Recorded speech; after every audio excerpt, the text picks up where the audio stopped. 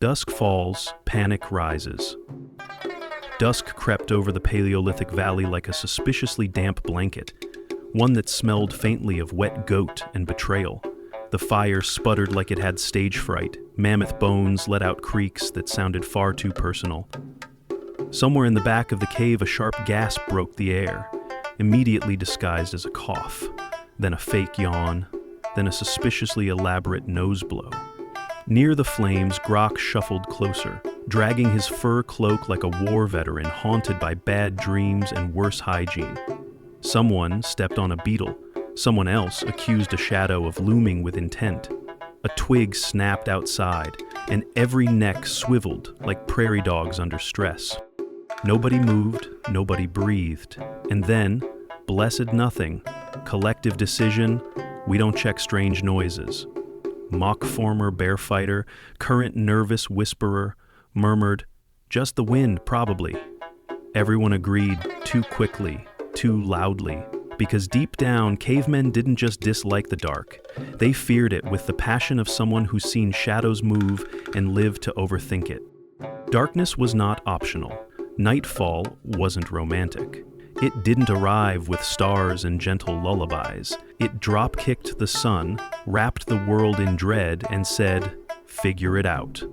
The moment darkness hit, the universe shrank to the tiny flickering perimeter of a campfire. Beyond that, just growling question marks with claws, saber-toothed cats with commitment issues, wolves who failed group therapy, owls that stared like they knew your secrets and weren't impressed. And then there were the things you didn't even try to name, the ones that made noises so deeply wrong that the only response was to panic sprint in any direction that wasn't toward the bushes. No torches, no science. Just raw gut instinct, and that instinct didn't whisper sage advice, it shrieked like a squirrel on fire. Don't be brave, be flammable adjacent, and very still. Because anyone who stepped outside the firelight either got eaten, came back with fewer limbs, or started speaking in riddles about the shadow that drooled. Darkness wasn't background scenery, it was the original apex predator. Quiet, calculating, and always, always hungry. Fires were lifelines, not decor. Fire wasn't ambience, it wasn't mood lighting. It was the only thing standing between your soft human body and everything with teeth. A blazing, crackling neon sign that screamed, "Not today, predators!" Every tribe had a fire watcher, always. It was a sacred post, given to the sharpest eyes, the jumpiest nerves, or the guy who paced so much he'd worn a trench into the cave floor. That person didn't blink, didn't nibble, didn't even breathe loud. They stared into the flames like it had personally insulted their mother. Because if the fire went out, it wasn't just chilly. It was extinction time. Fast, silent, full of claws. So traditions developed.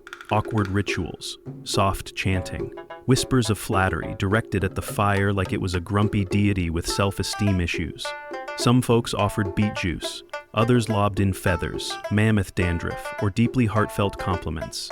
You're crackling so evenly tonight. Have you been working out? The rule was universal. Keep the fire alive, or be publicly blamed for whatever horror slithered in next. One time, a fire watcher dozed off for exactly 9 seconds. In that brief window, a raccoon-snake hybrid snuck in, stole 3 roots, and licked the soup. That man's legacy? A poisonous fungus named after him that grew in damp corners and looked like guilt wearing a hat. Every sound meant doom. Nighttime noise was a symphony of dread, conducted by nature's worst band. The wind didn't just blow, it whispered your name like an ex with unfinished emotional business. Branches didn't crack, they crept. Every snap sounded like footsteps wearing guilt. Distant howls could be wolves, could be ghosts, could be both collaborating on a mixtape titled Howl If You're Hungry. But the real menace? Silence. That awful, bloated kind of silence that meant something out there had teeth, patience, and possibly a vendetta. Cavemen froze mid-bite, stew dribbling down chins, as fear sculpted them into nervous statues. One cough, spears up. One sneeze, total emotional breakdown. At least 3 people would whisper their last wishes and grip their loved ones like it was the final cuddle. Entire tribes sometimes chose to sleep standing. Less lung exposure, better line of sight, and a quicker launch if the dark got too curious. Every noise became an omen. That tiny rustle in the bushes? Maybe a squirrel, maybe a goat, or maybe a snarling night beast with glowing elbows and no respect for personal space. No one ever checked. Ever. Sleeping is a full-contact sport. Bedtime wasn't cozy, it was tactical warfare against frostbite and predators with bedtime snacks. Sleeping alone basically meant signing up as the night's appetizer. So early humans got creative and invented the cuddle pile. Not out of affection, but pure panicked math. Dozens of limbs intertwined under mammoth hides, breathing in anxious harmony, flinching every time someone farted, snored, or mumbled something like, "Death has elbows," in their sleep. One person always stayed awake. Usually Moke, who claimed he could hear ghosts hiccuping, and once threw a rock at his own shadow because it was smirking. The concept of a restful night was a bedtime lie. What actually happened were brief, unconscious intervals filled with shared body heat and neck trauma. Dreams were chaotic, mostly about running, falling, or losing your only carrot. Nobody woke up refreshed. They woke up alive, which was enough. Loincloths weren't adjusted for luxury. They were angled just enough to avoid lawsuits from the firelight. Pillows? Knees. Blankets? Your cousin's back, and maybe a dog that hated you. Sometimes romance sparked in the tangle. Two elbows met, someone shared a foot-warmed patch of dirt, but no one ever said anything. That would ruin the ecosystem. The rule was simple: cuddle for survival, never for feelings. Fear became mythology. Over time, night terrors turned into stories. If something screeched in the dark, it wasn't a bird, it was a sky wraith with 17 toes and a vendetta. Fear birthed folklore. Someone claimed a spirit whispered their name. They were now a prophet and got first pick of the berries. One elder said a shadow hugged him once. He became a healer and started offering advice to rocks. Cave paintings transformed. What started as deer and spears evolved into epic sagas of dark beasts, glowing eyes, disembodied growls, and shadowy realms beyond the river where no sane mammoth dared tread. Storytelling became armor. The more absurd the tale, the more it made sense. Logic didn't survive the night shift, but imagination did. One child once drew a monster made entirely of fingernails and resentment. Everyone stared. No one questioned it. That night, the entire tribe shifted 2 feet closer to the fire and slept in a single, tense cuddle lump. Fear was terrifying, but stories? Stories were how you fought back. Love lit by fear. Terror turned tender. Huddled by firelight, hearts pounded, not just from fear, but from the inconvenient closeness of communal survival. A hand might brush another while reaching for a scorched stick. A glance might last one breath too long. In a world of teeth, claws, and cold, fear did what courtship couldn't. One couple fell in love swapping shifts on Firewatch, because nothing bonds two people faster than synchronized panic and arguing about whether that noise was a leaf or death itself. Others whispered romantic nothings like, "If I don't make it, name your next beat after me," or "You fart the quietest in the pile." Babies were made not just from lust, but logistics. If someone could share warmth, spot danger, and club a hyena mid-snore, they were basically soulmate material. Love didn't bloom in meadows. It stumbled out of mammoth furs and half-slept night shifts. It tripped on fear, bruised its ego, and kept cuddling anyway. The heart doesn't need a violin when it has adrenaline and the world's least comfortable pillow, someone else's ribcage. Caveman romance didn't involve serenades or fancy cave art. It was 2 elbows touching in the dark, the offer of half a root, or someone declaring, "You can hide behind me, but only a little." Fear didn't smother affection, it sparked it. Because nothing says "I love you" like growling at a shadow to protect someone who drools on your shoulder and still somehow has all the blankets. The torch guy era. Eventually someone lost it. One reckless genius lit a clump of moss, tied it to a stick, and strutted into the night like a glowing exclamation mark. Torch guy. His name varied: Snarg, Blib, maybe Chad, but every tribe had one.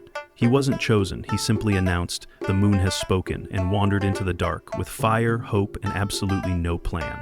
Hours later, he'd return, hair smoking, eyes haunted, whispering tales of the hissing rock or the fox made of stars. Once, he brought back a pine cone he insisted was cursed. Another time, a squirrel in a cape. No one argued. Torch Guy wasn't smart, he was mythic. Songs were written in his honor, usually off-key and involving interpretive humming.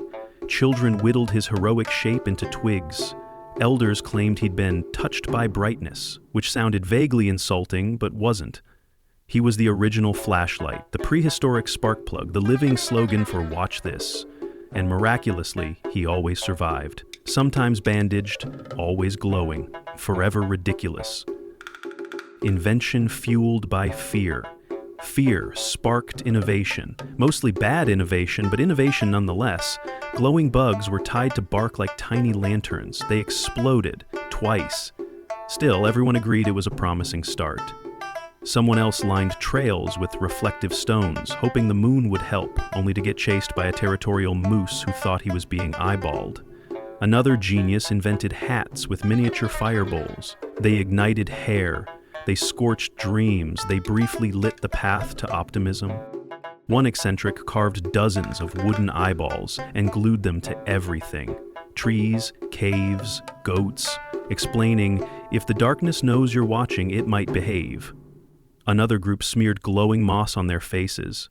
It gave them a rash, but also the aura of cursed fireflies. They called it a win.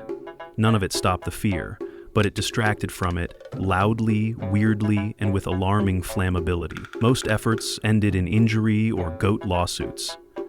But trying beat hiding. It gave people purpose, gave the shadows something ridiculous to stare back at. And maybe, just maybe, made the dark a little less smug. The Festival of the Dark. One tribe decided to face the fear head-on with a party. They called it the Festival of the Dark. No one remembered how it began, only that someone screamed, someone else applauded, and tradition was born. It featured fire circles, bark masks, interpretive yelling, and one guy violently drumming a log while maintaining unsettling eye contact with the abyss. One man dressed as the moon powdered himself in crushed chalk and immediately ran into a tree, twice. A woman proclaimed herself the spirit of shadows, wore 8 cokes, and demanded snacks. She got them. No one dared refuse. She was majestic and terrifying. It was a glorious mess, but somehow it worked. Screaming turned to laughter. Kids pelted the darkness with rocks while shouting, "Begone, night," in falsetto. No monsters fled, but the mood changed. Confidence bloomed. For one night, the dark shrank from myth to mildly rude relative. The festival became annual. It got louder, weirder, braver. Fear turned festive. Terror became theater. And night still sucked, just with more dancing and snack-demanding cloaked weirdos. Shadows in our bones. Today, the lights stay on. Cities glow, screens glow, refrigerators glow, even toilets glow now, for reasons science still refuses to explain. But the fear? Oh, the fear still lingers, quiet, sneaky, and stubbornly timeless.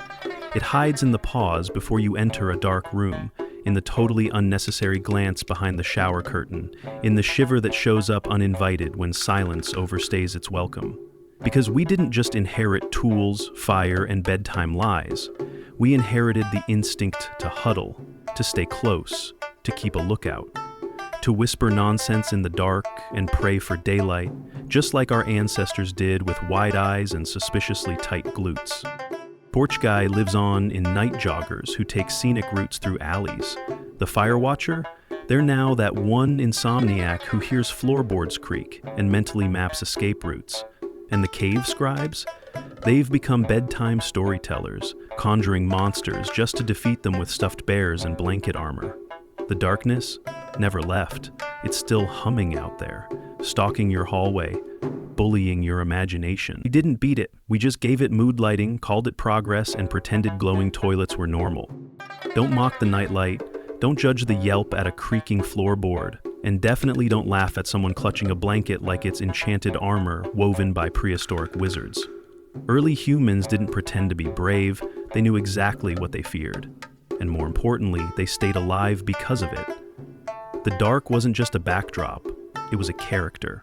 A shape-shifting force of nature with no chill. The monsters were sometimes real, sometimes imaginary, and occasionally just Grog snoring like a thunderstorm with sinus issues. But the response? It was always the same. Fire, noise, huddles, jokes, and yes, snacks. Because if you're going to die in the dark, you might as well do it full.